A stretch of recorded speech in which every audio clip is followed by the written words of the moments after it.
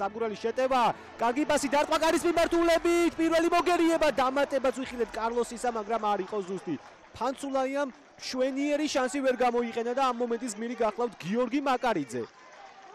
ძალიან მაგარი ბურთი მოიგერია აქ მაკარიძემ. ნუ უნდა ვთქვათ, რომ ფანცულაიამაც ვერ დაარტყა სათანადოდ კარგად, თუმცა ეს ყველაფერი არ აკნინებს მაკარიძის ბრწყინვალე მოქმედებას.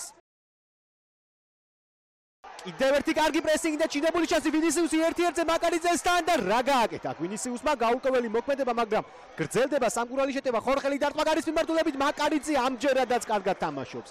თავიდან ბოლომდე უნდა ვნახოთ ეს ეპიზოდი. ვინისიუსმა არ ვიცი ეს კარში დარტყმა იყო თუ რა იყო, ასე ამ დისტანციიდან კარში არ უტყამენ ხოლმე.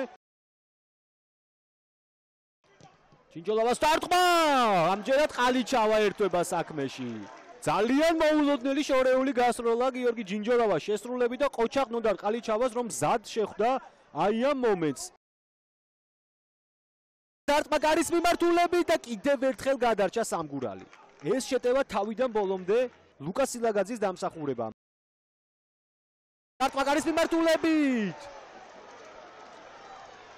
გადარჩა, მორიგჯერზე გადარჩა იბერია და გადაარჩინა ძელმა. ჩინჯოლავა.